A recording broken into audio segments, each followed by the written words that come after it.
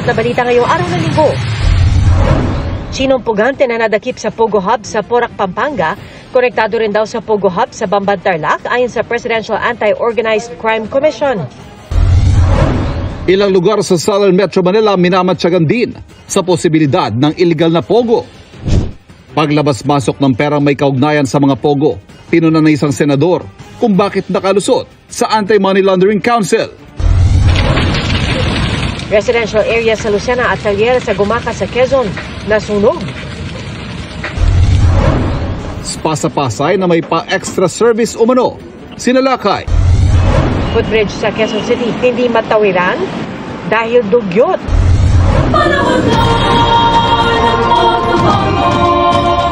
Lupang hinirang at paratang makabayan na maririnig tuwing flag ceremony. Dadagdagan ng bagong Pilipinas hymn. At still ng SB19 may pampakilig na regalo sa mga 18.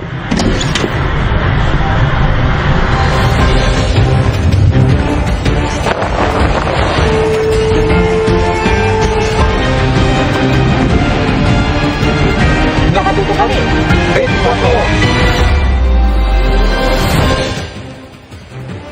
Magandang hapon po.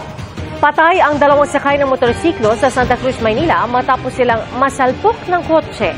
Hawak na ng pulisya ang driver sa disgrasyang nakunan ng CCTV.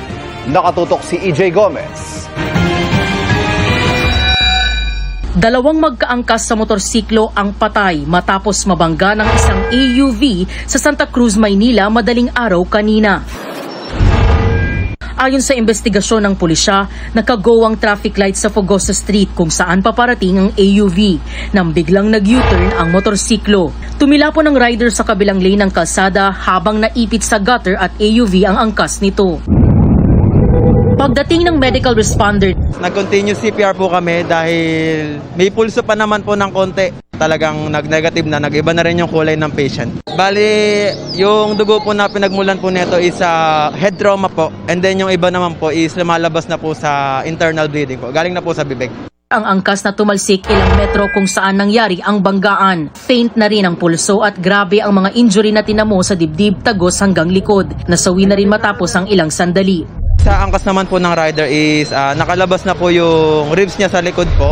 Nagtamo ng mga galos ang driver ng AUV, habang ang pasahero nito nagtamo ng head injuries at dali ang isinugod sa ospital. Takot na takot po. First time po nangyari sa akin ito. Hindi ko po akalain, 20 years ako nag-drive. Hindi ko po akalain na biglang may lalabas ng motor. Pinag-aaralan na ng mga otoridad ang kuha sa CCTV ng barangay para matukoy ang tunay na pangyayari. Habang nakadetine ang driver ng AUV na mahaharap sa kasong reckless imprudence resulting to multiple homicide. Para sa GMA Integrated News, EJ Gomez, nakatutok, 24 oras. Ilang commuter ang nag-aalala sa pagsisimula bukas ng 3 araw na tigil pasada ng Grupong Manibela. Nakatutok si Dano Tingkungko. Simula bukas hanggang June 12, Araw ng Kalayaan, ikakasa ng Grupong Manibela ang malawakang transport strike para itulak ang 1 taong extension sa jeepney consolidation. Ayon sa grupo, nakasentro sa Metro Manila ang bulto ng mga magtitigil pasada nilang miyembro na sa 24,000 na pampasaherong jeep at 1,200 na UV Express. Hirit pa nila. Nag-commit sila na kapag kami ay gumawa ng prototype na papasa sa Philippine National Standard, ay papayagan kami sa loob ng 1 taon na dapat makabiyahe kami, extend yung aming mga prangkisa, provisional authority para magawa po namin ito. Bagay na matagal na raw nagawa ng grupo at ilang beses nang ipinresinta sa Kongreso at sa LTFRB. Pero hanggang ngayon sir, wala naman kami nakukuhang approval. Ngayon, kausap namin ang DTI na mismo ang nag-approach sa atin para bigyan tayo ng kopya ng PNS, Philippine National Standard, through doon sa Bureau of Philippine Standard na gagayahin po ulit natin. susuportahan daw ng grupong Piston ng tigil pasada ng Manibela bagamat hindi raw nila hihingin sa kanilang mga miyembro na magtigil pasada rin. Gayunpaman, nakatakda rin daw magprotesta ang Piston sa Korte Suprema sa Martes para hingin na maglabas ng TRO laban sa jeep modernization. Magkaroon ng part of support pero wala itong mga mass up. kundi sa mga terminal lang at inaano naman natin na sigurado may masasakyan yung ating mga commuters. Ang ilang commuter na nakausap ng GMA Integrated News nag-aalala sa magiging lagay bukas sa kalsada. Hindi naman kasi maganda kung mag-i-strike dahil maraming mahihirap. Di bali po sana kung mga government ang naapektuhan, pero kami pong commuters ang nagsasuffer. Medyo nag-aalala kasi baka malate po kami. Hinihingan pa namin ng komento ang LTFRB.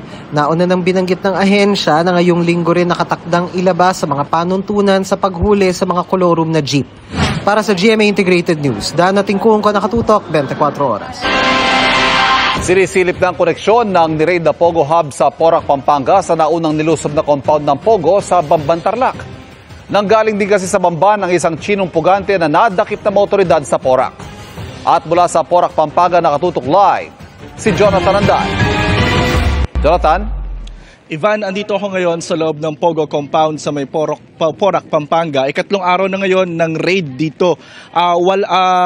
Sa 46 na buildings na meron dito sa Pogo Hub na to, 12 na yung nasusuyod ng mga pulis. Wala sila nakitang tao dito sa loob ng compound, pero sa labas may dinampot silang isang Chino. Namataan ang Chinese national na ito na nangunguha umano ng mangga sa labas ng Pogo compound sa Porac, Pampanga. Inimbitahan siya ng mga pulis at napag-alamang posibleng isa siya sa mga nanto-torture sa mga Pogo worker dito. Nagtrabaho siya dito sa illegal Pogo Hub na ito. At kasama siya ng mga enforcer at ng mga nananakit at nagtotorture ng mga empleyado o mga workers. Kinilala ito ng PAOK o Presidential Anti-Organized Crime Commission na si Wu Lifeng, pugante mula China na sangkot sa mga violent crime. May nakita pa nga sa cellphone niya na litrato ng mga bangkay at pati na litrato ng hepe ng PAOK na si Undersecretary Gilbert Cruz. Isa rin daw ito sa mga nakatakas noon sa ni-raid na Pogo sa Bamban, Tarlac. Galing siya kung saan-saan, connected siya sa Bamban, connected siya sa Puntana, sa mga illegal na mga Pogo dyan sa Puntana. Kriminal po talaga yan. Sindikato po yan. Lahat naman po nandyan sindikato po. Kagabi may nakitang 3 malalaking sachet ng hinihinalang shabu na nasa 30 gramo sa tulugan ng mga Pogo worker. Sa kalapit na kwarto naman may nakitang mga bakas ng dugo sa sahig, kumot at damit. Di kalayuan meron namang umano'y gamit pang torture, mga baseball bat at electric rod o panguryente ng tao. Mukhang isa rin itong lugar kung saan sinasaktan yung kanilang mga tao. This will part of the evidence will be filed against the owners of this establishment. Kanina naman may nakita ulit na umunoy scam hub. Kumpara kahapon, mas malaki yung napasok na umunoy opisina ng mga scammer dito sa Pogo Hub na to, ngayong araw na to. Daan-daan na yung mga nakitang computers tsaka mga cellphones na indikasyon na meron daw talaga nagaganap na pang-i-scam dito sa Pogo Hub na ito.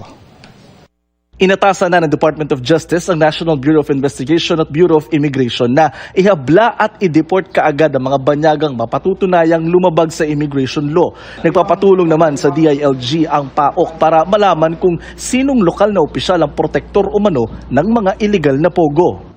Sinubukan ulit naming makuna ng pahayag ang mayor ng Porac, Pampanga pero hindi siya sumasagot sa aming mga tawag at text. Ivan, balikan ko lang yung Chinong na aresto doon sa labas ng Pogo compound. Hawak siya ngayon ng PAOK at itinuturing siyang pang 160 na arrested suspect dito sa illegal na Pogo sa Porac, Pampanga. Balik sa iyo, Ivan. Maraming salamat, Jonathan Andal. At susunod, spa na may pa-extra service ni Raid. Nanlilimay na footbridge dahil sa basura, daraanan mo ba? At lalaking fully blind, nakapagtapos ng kolehiyo. Tutok na sa 24 Oras Weekend.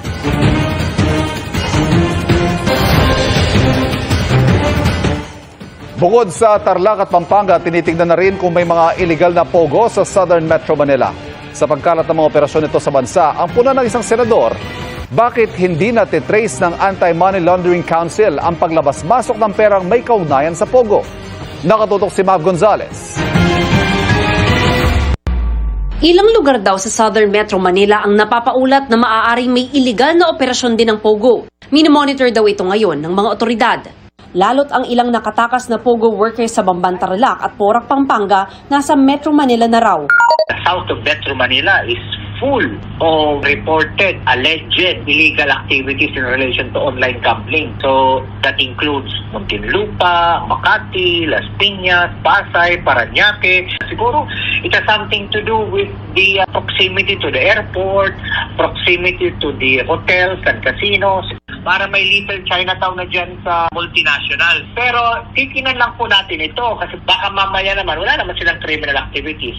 Nagmamanman din daw sila sa Cavite. Sa Cavite, meron kaming tiningnan po namin yan mga ilang buwan ang nakakaraan, pero wala kaming na-verify na illegal activities sa area ng Bacoor, sa area ng Dasmariñas. Ang hinala nila, nagagamit ang NAIA na gateway ng mga nagpapatakbo ng Pogo sa South. Ang tingin din ni Senador Sherwin Gatchalian, kaya nagsulputan ang mga Pogo hub sa Bamban, Tarlac at Porac, Pampanga ay dahil sa lapit lang ng Clark International Airport.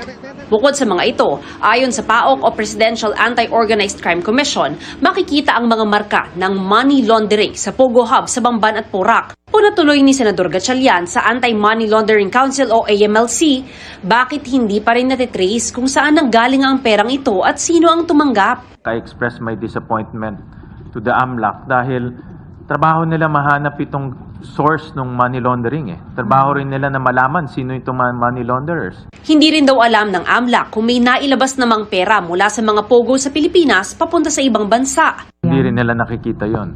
Hindi nila nakikita. Kaya nga ang pinaka-basic sa akin is pumasok yung pera, may nakatanggap.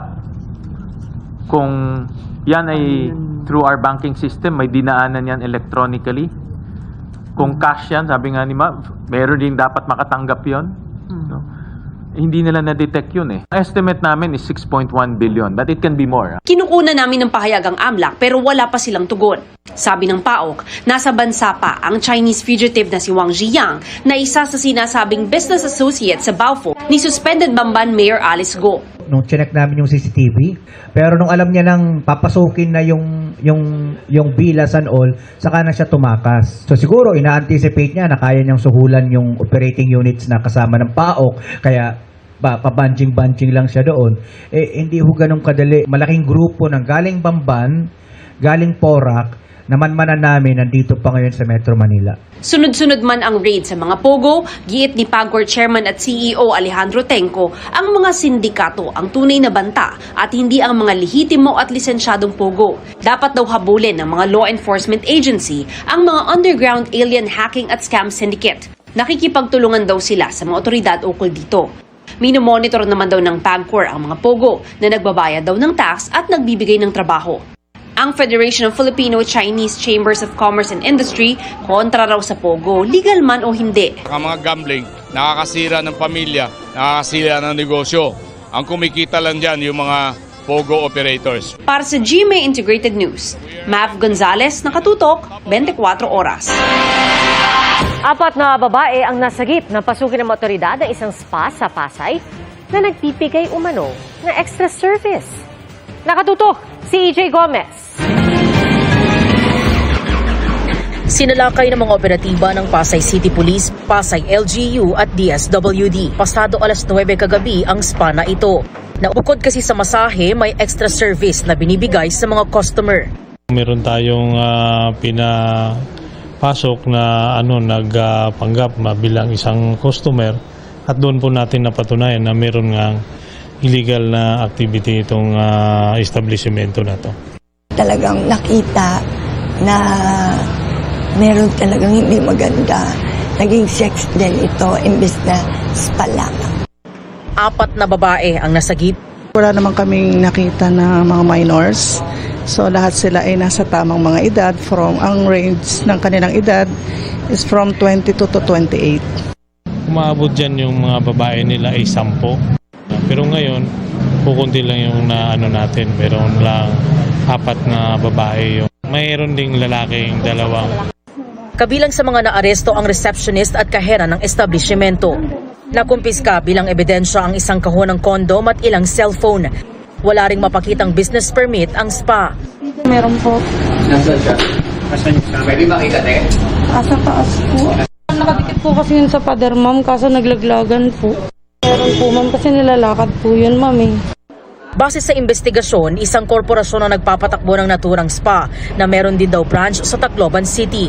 Ikinandado na ng City Hall ang establishmento habang patuloy ang investigasyon. Pinaghahanap na ang manager at may-ari na mahaharap sa kasong human trafficking. Para sa GMA Integrated News, EJ Gomez, nakatutok, 24 oras. Pag-asang nasilayan ng 28 taong gulang na estudyante sa kanyang graduation. Sa kabila ng pagiging visually impaired, nakapagtapos siya sa kolehiyo. At yan ang tinutukan ni Bernadette Reyes.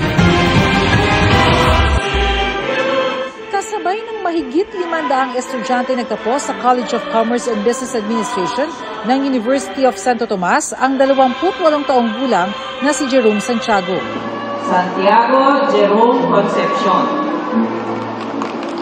Tagumpay na maituturing na nakagraduate siya sa kabila ng pagiging fully blind. Mahigit 1 taong gulang pa lang noon si Jerome nang madiagnose na may congenital glaucoma. Dumaan siya sa ilang operasyon pero tuluyan pa ring nawala ang kanyang paningin sa edad na siya.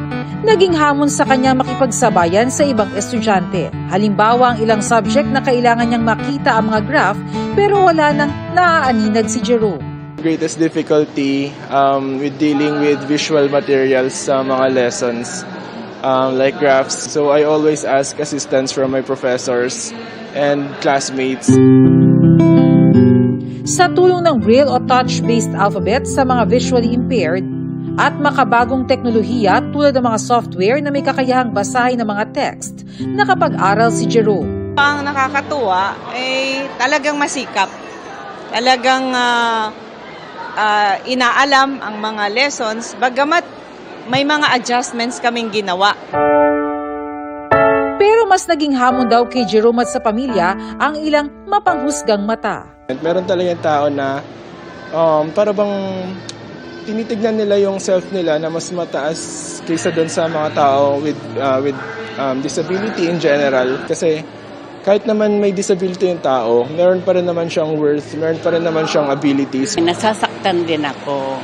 Meron din kasi mga tao na hindi makaintindi kung ano yung kalagayan nila. Pero hayaan mo lang sila, basta go on. Congratulations, anak. Ang graduation ay tanda ng tagumpay para sa mga mag-aaral na nagsipagtapos. Pero para kay Jerome, tanda rin ito na maging mga physically challenged katulad niya ay malayo ang mararating sa buhay.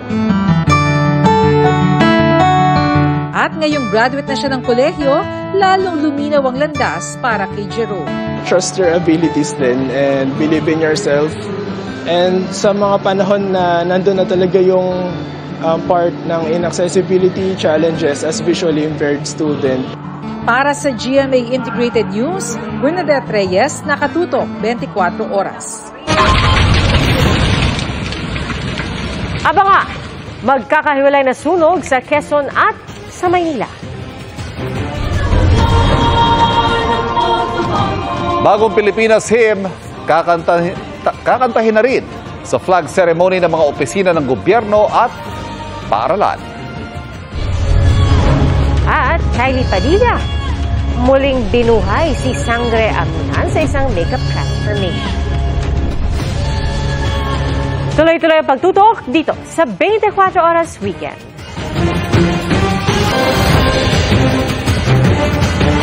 Sampung bahay na sunog sa Santa Cruz, Maynila. May kabi-kabila ring malalaking sunog sa Quezon. At yan ang tinutukan ni Katrina Son.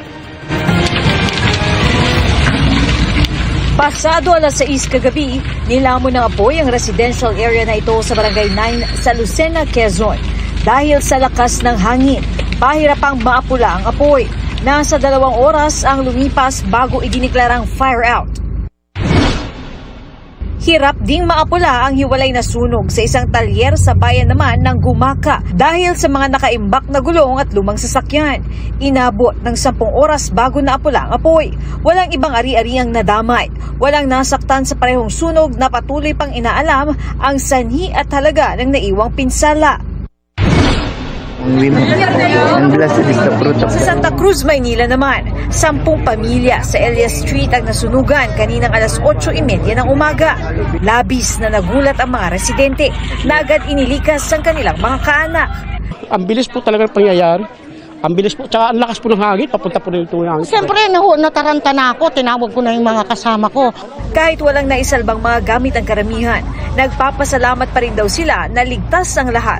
8 bahay ang totally damaged, habang 2 ang partially damaged. Mayroon po tayong 2 casualty pero minor injury lang naman po. Isa pong ginang na nakatira dito at isang fire volunteer. Mag-aalas 9:30 ng umaga nang ideklara ang fire out. Tinatayang nasa 70,000 pesos ang cost of damage sa sunog na iniimbestigahan pa ang sanhi. Para sa GMA Integrated News, Katrina Son, nakatutok 24 oras. Pinagbibitiw ng ilang grupo si NEDA Secretary Arsenio Balisacan dahil sa inaprobahang pagbaba ng taripa o buwis sa pag-angkat ng ilang produkto. Sa kaso ng bigas, imposible raw na mapababa ng lower tariff ang presyo nito sa target na 29 pesos kada kilo. Nakatutok si Mav Gonzalez. Nanawagan ng ilang samahang pang-agrikultura na magbitiw na sa pwesto si NEDA Secretary Arsenio Balisacan dahil makakasira raw sa lokal na industriya ang inaprubahan niyang pagbaba ng taripa sa bigas, mais, karning baboy at manok. Wala na sa tamang pag-iisip si Secretary Balisacan. Magpahinga na lang siguro muna siya. Kasi talagang grabe ng pananaksak sa amin sa likod. The farmers is the backbone of the economy. Backbone ng osteoporosis dahil sa kahirapan sa dami ng utang ni farmer. Humihingi sila ng face-to-face meeting kay Pangulong Bongbong Marcos. Hindi raw kasi sila kinonsulta ng NEDA at hindi ito dumaan sa Tariff Commission. Kaya sakaling pirmahan ito ng Pangulo, kukwestiyonin at maghahain daw sila ng temporary restraining order laban dito. Imposible raw bumaba sa target na 29 pesos kada kilo ng bigas dahil lang ibababa ang taripa mula 35% sa 15%. We think that NEDA is giving the President false hopes. And that's why we feel that before the President thinks of issuing an executive order, pakinggan niya muna kami, bagamat baliktad po yung proseso. Para hindi po malagay din sa alanganin ang ating pamalaan. Ayon sa grupong Sinag o Samahang Industriya ng Agrikultura, kakailanganin pa rin ng subsidiya mula sa gobyerno para maabot ang 29 pesos kada kilo na bigas. Ibig sabihin, kailangan ng 21 pesos na subsidy para gawing 29 pesos kada kilo ng bigas. Katumbas ito ng nasa 22 billion pesos kada buwan na gagastusin ng gobyerno. Bababa rin daw ang presyo ng palay para makasabay sa imported at tinatayang nasa 86 billion pesos ang mawawalang kita sa mga lokal na magsasaka.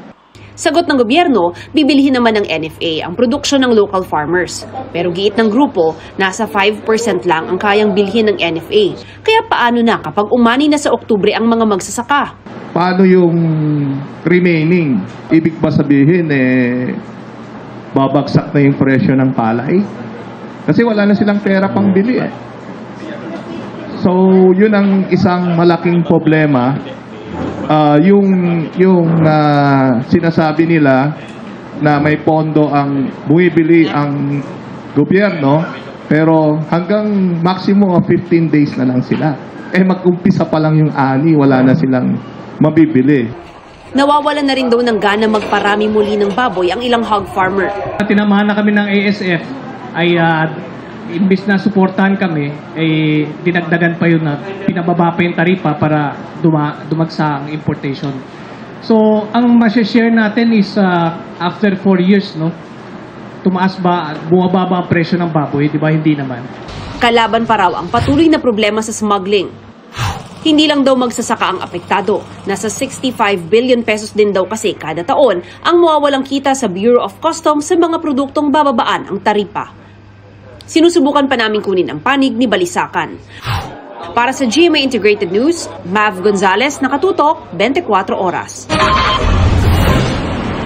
Huwag palampasin ang footbridge na nagmistulang tambakan ng basura.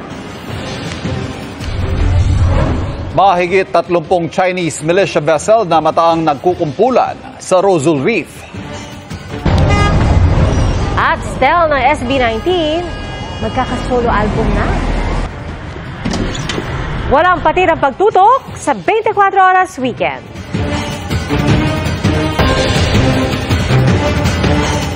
Para iwas disgrasya sa pagtawid, may mga itinayong footbridge sa ilang kalsada. Pero, perwisyo ang hatid ng hindi madaan ang footbridge sa Quezon City dahil sa sandamakmak na basura. Nakatutok si Jamie Santos. Masisikmura mo bang tumawid sa footbridge kung ganito ang madaraanan mo? Puro basura at binabaha pa kapag maulan. Mula hagdan hanggang sa tulay, ganito ang lagay ng footbridge na ito sa C3 Road Corner A Bonifacio sa Quezon City. Kung makikita nyo sa aking likuran ay tambak ito ng basura na may halo pang dumi ng tao at hayop. Sabayan pa yan ng masangsang na amoy. Tatawid ka pa ba? Kwento ng ilang tricycle driver sa lugar, halos lahat daw ng kanilang pasahero sa kalsada na tumatawid kaysa mag-footbridge. Marumi at saka may natutulog, may mga tambay, syempre natatakot ba? Maraming dumi, kaya ba? Napipilitan dumaan sa ilalim. Ayon sa pamunuan ng Barangay San Jose na nakakasakop sa footbridge, ilang beses na nila itong nilinis. Sinita at pinaalis din ang mga tumatambay at nagkakalat sa footbridge pero bumabalik daw sila. Kasama yan sa clearing operation na ibinaba po sa amin ni DILG.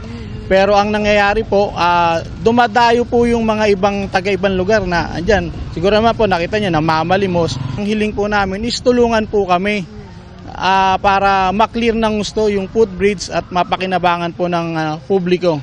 Ayon sa MMDA, sila ang nagpagawa ng footbridge. Pero na-turn over na nila ito sa LGU, kalakip ang kasunduang toka na ng LGU ang maintenance nito. Sinusubukan pa namin kunin ang opisyal na tugon ng Quezon City LGU. Para sa GMA Integrated News, Jamie Santos, nakatutok 24 oras.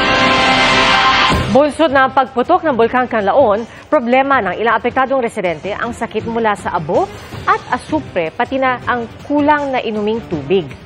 Nakatutok si Adrian Prietos ng GMA Regional TV, 1 Western Visayas. Lahar nagawas na. Nang pumutok ang Bulkang Kanlaon noong Lunes, nagkasakit dahil sa abo at amoy ng asupre ang ilang mga taga-sitio Gintubdan, Barangay Araal sa La Carlota, Negros Occidental. Nasa 8-kilometer danger zone ng bulkan ng sitio. Panawagan ng mga residente sa LGU, dagdag na medical equipment kagaya ng oxygen tanks, hospital beds at supplies para sa mga sakit sa balat. Ang kakulangan sa clinic ay tutugunan umano ng La Carlota City LGU. Kung kinahanglanon gyud siya nga equip ang certain clinic kay amo na gina-require, then let's lobby ito the local government unit. Pinauwi na ng LGU ang nasa 400 evacuees sa La Carlota City. Habang nananatili sa 6 na evacuation centers ang mahigit 3,600 na residente sa La Casiliana na nasa state of calamity pa rin. Nagkadayariya na ang ilang evacuees dahil sa limitadong supply ng inuming tubig. May mga inilagay na hydration bladders o mapagkukunan ng tubig sa ilang evacuation centers sa La Casiliana. Nasa 10,000 liters na tubig na maiinom ang naisusupply nito sa evacuees. Plano ring maglagay ng on-site filtration systems. Ang Provincial Director ng DTI Negros Occidental inanunsyo sa Super Radio DZBB na magpapatupad ng 60-day price freeze sa ilang bilihin sa La Casiliana. Kabilang dyan ang madalatang sardinas, tomato sauce, processed milk, kape, loaf bread, pandesal, instant noodles at asin. Nagpatupad na rin ng curfew ang LGU mula alas 9 ng gabi hanggang alas 4 ng madaling araw. Nagpapatuloy rin ang clearing operations ng DPWH sa mga kalsadang apektado ng lahar flow. Para sa GMA Integrated News, Adrian Prietos ng GMA Regional TV 1 Western Visayas. Nakatutok 24 oras. Tuloy-tuloy pa rin ang pamamahagi ng tulong ng GMA Kapuso Foundation sa mga apektado ng pagputok ng Bulkang Kanlaon. Kabilang sa mga natulungan ng mga taga-barangay Mansalanao at Barangay Kapagnaan sa La Castellana, Negros Occidental. Nakapaghatid na rin ng tulong sa 2 barangay sa La Carlota City. Sa mga nais tumulong, maaari po magdeposito sa bank accounts sa nasa screen at sa Cebuana Luwilier. Pwede rin online.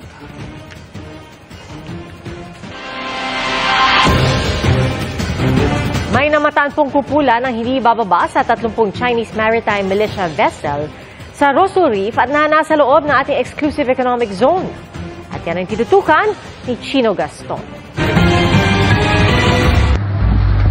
Matapos ang tila patintero ng rubber boats ng China at Pilipinas sa Sabina Shoal at pangaharas ng China Coast Guard sa medical evacuation ng Philippine Coast Guard sa BRP Sierra Madre sa Ayungin Shoal, namataan ngayon ang kumpulan ng di bababa sa 32 Chinese maritime militia vessel sa Rosul o Iroquois Reef.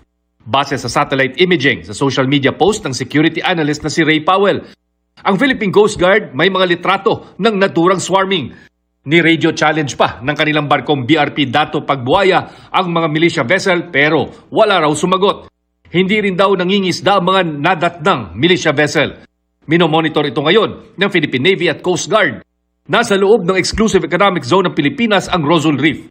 Bahura ito sa timog na bahagi ng Recto o Reed Bank kung saan nakita ang umano'y mga tinambak na patay na coral. Habang patuloy ang hidwaan ng Pilipinas at China, patuloy naman ang dredging o pagpapalawak ng Vietnam sa kanilang mga okupadong isla sa South China Sea. Ang Bark Canada Reef, halos dumoble raw ang lapad sa 412 acres mula sa dating 238 acres. Kita rin ang expansion at construction sa Discovery Great Reef, Namiet Island at Pearson Reef. Sa kabuuan, aabot daw sa 692 acres o 280 hectares ang na-reclaim ng Vietnam sa loob ng 6 na buwan. Ang mga bahurang ito, bagamat labas sa ating EEZ, ay inaangkin din ng Pilipinas dahil bahagi ito ng Kalayaan Island Group. Ayon sa mga maritime law expert, dati nang ipinotesta ng Pilipinas ang island building ng Vietnam sa mga bahura sa Kalayaan Island Group. Kahit ang banta ng Vietnam sa Pilipinas ay di raw singlaki ng China. Hindi ginagawa ng Vietnam yung ginagawa ng China sa atin at nakakapag-usap tayo ng maayos. So, it's a concern of course, no? Dahil may impact din yon. Sabi naman ng Philippine Coast Guard, nagre-reclaim lang ang Vietnam sa maritime features na hawak na nila bago pa ang 2002 Declaration of Conduct. Hindi raw sila nanggigipit sa mga Pilipinong mangingisda at nagpapadala ng mga barko para paligiran ang mga outpost ng Pilipinas sa West Philippine Sea. Pero ayon kay Ray Powell, posibleng sinasamantala ng Vietnam ang nangyayaring pagtutok ng China sa Pilipinas. In their logic, that was not in violation of the declaration because they were just improving the places that they already were. Whereas they don't recognize the BRP Sierra Madre as being a legitimate, occupation. Samantala, tinawag ni National Security Advisor Eduardo Año na kalokohan, walang katuturan at hindi katanggap-tanggap ang pahayag ng Chinese Foreign Ministry na kailangan mag-abiso ang Pilipinas tuwing may resupply mission tayo sa Ayungin Shoal na nasa loob ng EEZ ng bansa.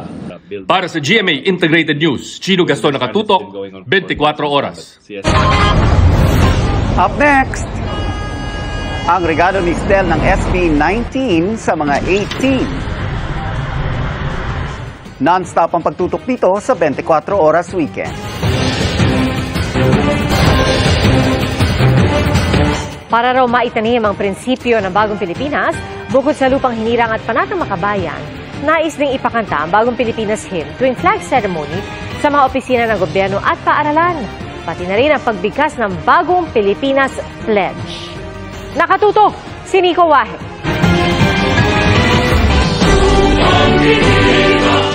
Bukod sa lupang hinirang at panatang makabayan, ipakakanta na rin ang Bagong Pilipinas Hymn. Bagong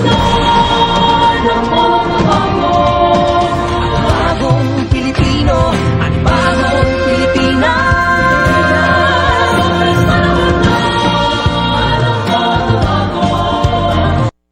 Sa Memorandum Circular Number 52 na pirmado ni Executive Secretary Lucas Bersamin nitong June 4, inaatasan ng government agencies kasama ang government-owned and controlled corporations at higher educational institutions na kantahin ng Bagong Pilipinas Hymn sa lingguhang flag ceremony.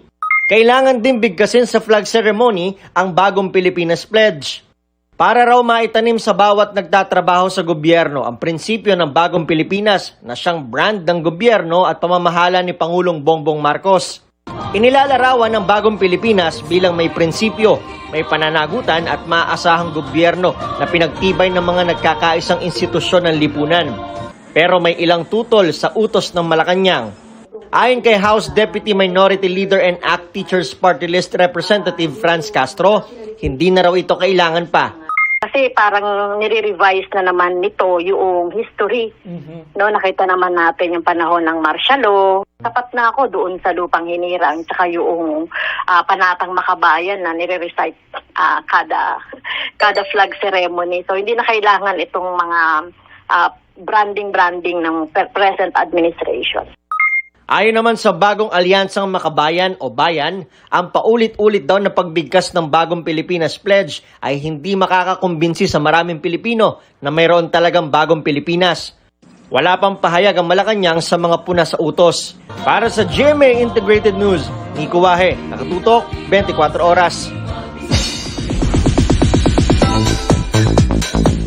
Malapit nang i-release ang solo single ni SB19 member Stel. Bukod dyan, may pinaghahandaan din siya kasama si Julian San Jose. May chika si Aubrey Carampel. 18, the long wait is almost over. Magre-release na si SB19 member Stel ng kanyang sariling single.